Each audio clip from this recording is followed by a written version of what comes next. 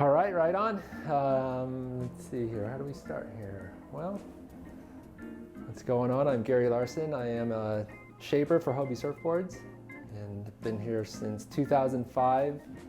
And so I started shaping pretty young. I really got into shaping when I was about 14, 15, and started working, you know, as a paid shaper when I was 16 years old, and I was working for Infinity Surfboards just up the street here. And so Steve Bainey and the whole Bainey family really just kind of were big, you know, obviously a really huge part of me learning how to shape. And then in 2005, came over to Hobie, and a big reason for that was that Terry Martin was shaping with Hobie. And, you know, Terry Martin, just a full legend, been shaping for Hobie since the late 50s, and he's someone that I really admired, and I really admired his shapes. And when I came over and started shaping with Hobie, I was really intimidated because my shaping room was right next to Terry's shaping room. And Terry, you know, especially like the first few months, learning new models, getting all the different rockers right, because the boards are a little bit different than how we were doing it at Infinity. So I, of course, going to be really, really nervous, making sure I got it to Terry's approval. And but you know, I really learned a lot in those few months, just looking at a completely different shaping style. That I'd always looked at Terry's boards as like, this is what a longboard should look like, you know, a kind of a vintage old style longboard. I always thought that Terry did kind of the most beautiful, accurate kind of representations of the eras of like the 60s. And then also at Hobie, Hobie had their own team of guys, and that's where I first started shaping boards for Bucky. It was neat actually being able to shape with Bucky, because I had watched Bucky grow up as a surfer since he was probably, I don't know, 9, 10, 11 years old, watching him surf Salt Creek or Doheny. The kid used to have hair down to his butt. God, and yeah, always been like a standout surfer, you know, always excited, stoked on surfing. Kid still surfs every day.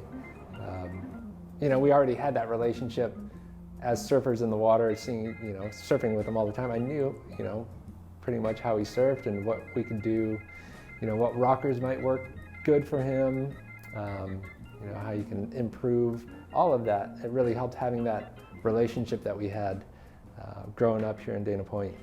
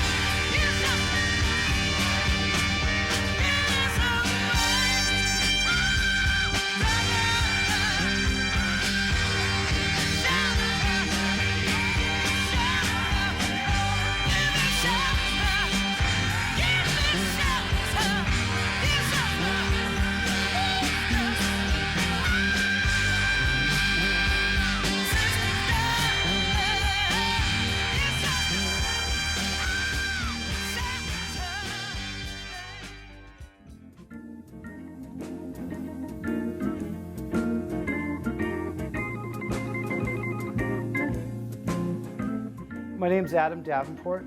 I'm from South Bay, California. I'm 41 years old and I've been building boards since 2008. I started doing ding repair in my dad's garage probably when I was 14 or 15. I took all those old boards that were in the backyard, and the ones that I could save and salvage I did, and the other ones I still kept because I can't get rid of them.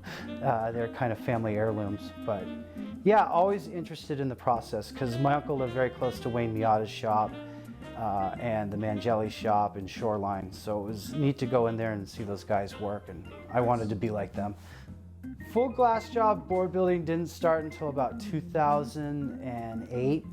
I had gone to law school for a little bit, and I've been playing college, or I've been in college and playing football, so I really didn't have a lot of time or the space to tinker. But once I moved back home and was kind of searching for a vocation, I got really serious around 2008. I had to move out, so I had to make some money.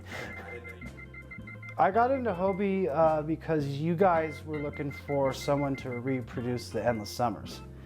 And I thought, holy cow, here's one of the legacy labels. This is a big label, and finally I get to be part of something that is bigger than me, but yet really appreciates what you do. And I felt like, from in the direction that you guys want to go, it really fit where I was viewing my board building. So I think they dovetailed really nice, and taking it slow and just working on one model and then eventually another, and proving to you guys that my glasswork was good enough. It's fun, and it's been probably the best kind of coincidence to ever happen to me. I feel very comfortable and happy, and it's nice to be part of a big team like this. I've always been a team person, and it fits my style.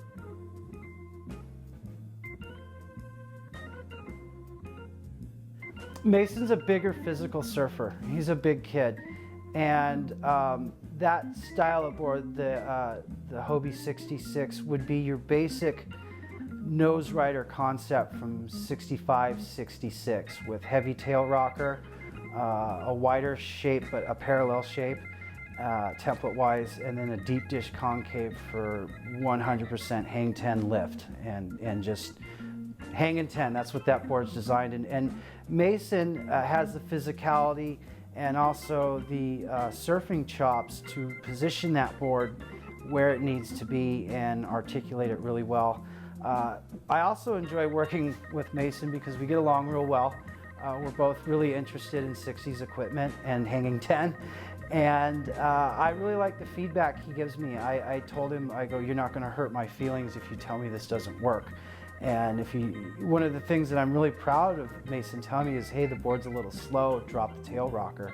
And we did that, and I think the board's now, we've made another tweak to make it even better. And that's the big relationship, is that Mason and I are out there testing the board. I'm watching him surf it. He's giving me good feedback, and we have a good rapport. And yeah, it's just nice to go build boards with your friends, and that's kind of where Mason and I are at. We're just like surfing and talking surfboards.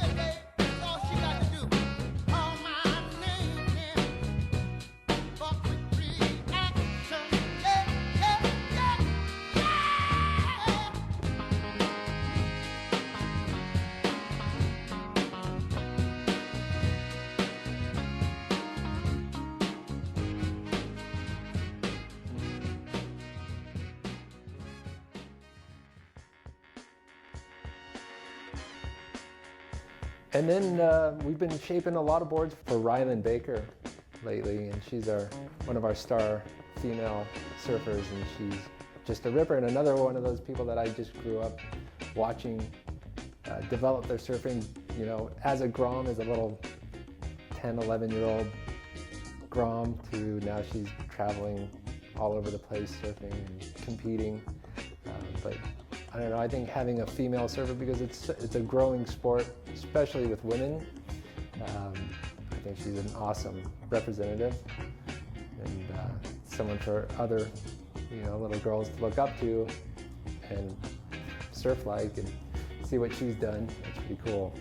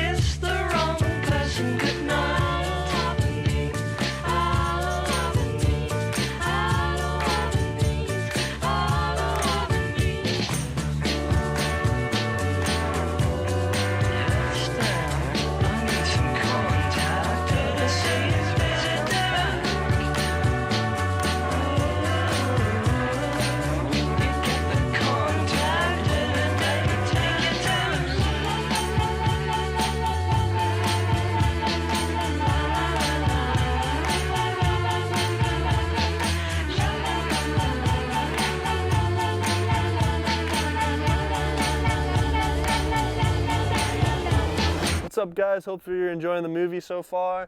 If you haven't went to the back yet, I'm back there serving tacos. Wave, Ian, say hi. So yeah, go check them out. Sorry for the lack of clips in advance. I broke my ankle, so we had to put a halt on that for a little bit. But yeah, hope you enjoy the rest of the movie. I'm Ian Gottron, I'm 22 years old, and I'm from San Juan Capistrano, California. It's pretty cool riding for such a historic brand. They go way back. All the most legendary surfers from the 60s all rode for Hobie just about. I mean, Phil Edwards, Corky Carroll, Gary Proper, Joyce Hoffman. So many amazing surfers, and I feel very honored to ride for them as well now. And I think we all, Bucky, Mason, Rilynn, everybody that rides for Hobie probably is doing our best to keep the legacy of Hobie alive.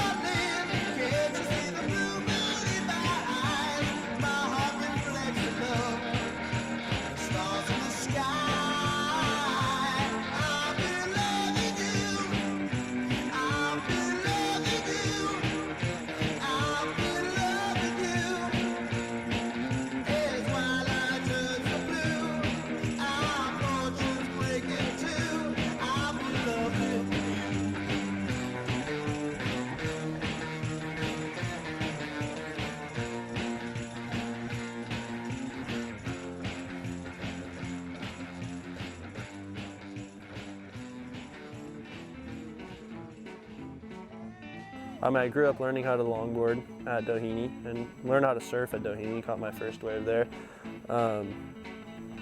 But yeah, I really enjoyed when I got older, all my friends liked shortboards, so I ended up shortboarding a lot more. Got really into the shortboard scene, so I'd go on months on end without shortboarding and just longboarding, or months on end with just longboarding and no shortboarding. But at the end of the day, if it's a surfboard, I'd be down to ride it, and it doesn't really matter to me. As long as I'm getting in the ocean, it's a fun time. So yeah, this grill's about to explode.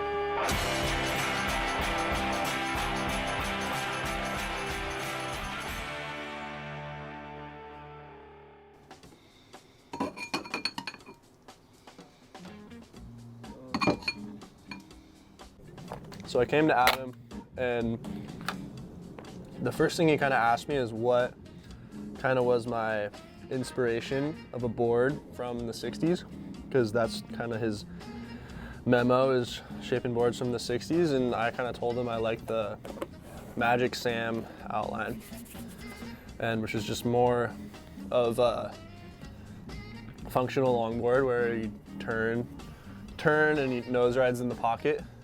Ian came in, and I think he had a good vision of it in his head of how he wanted his model to look and be different from the other surfers his age. And a big relief was that he wasn't kind of following the pack of all these kids, and you know, they tend to look at other boards and go, I want that. I really mainly focus on like mid-60s to late 60s boards, and Ian wanted more of a modern classic, I guess. So a flatter rocker, a rolled bottom, and a de-emphasis on nose riding, which is, people have always come to me for nose riders, and having that kind of aspect of a board where Ian wanted more of like a Swiss Army knife. And so it was challenging in a good way. It kind of broke me out of my mold, my routine. For those people that know me, they love I know I love my routine. It's very comfortable in there. So shaping wise, it was a good challenge. And it took me till the second model to get it, but I'm really happy with what I've been seeing. Ian seems to be happy. He's a really nice guy, so I hope he's tells me the truth. He's a sweet kid, and he seems to be surfing the board really, really well. So I'm looking forward to further itinerations, but I'm very happy with what I got. And I thought about it really hard and went to a couple older mentors to get bottom designs and how to put in the bottom for Ian, which was very critical. The back half of that board, to the eye it looks benign, but there's a lot going on there, and Ian likes an emphasis on trim and speed more so than the lift and stall that the more traditional nose rider with heavy tail rocker and deep dish concave has. Ian likes to feel the speed, and he was very emphatic. He wants a board that goes fast and rotates real tight. So we knocked down the tail rocker on the second model quite a bit so that there's not a lot of hold and drag in the pocket. But in order to give the board some fulcrum and turn, we gave it a more of a rounded rolled tail that goes rolled to flat. So it's got a little bit of scoot when you pivot out. But there is a lot of roll before the fin and after the hips, which allows Ian to do those really nice pocket pivot turns and then get right back up on the nose. But that board's been flattened, foiled, and rolled for speed to kind of put it real simple. You know, it's just like kind of the perfect board for just about any conditions, you know? Like, likes to turn, likes to nose ride. I feel like that's what anybody would want to do on a longboard anyways, so it just makes the most sense, you know? So.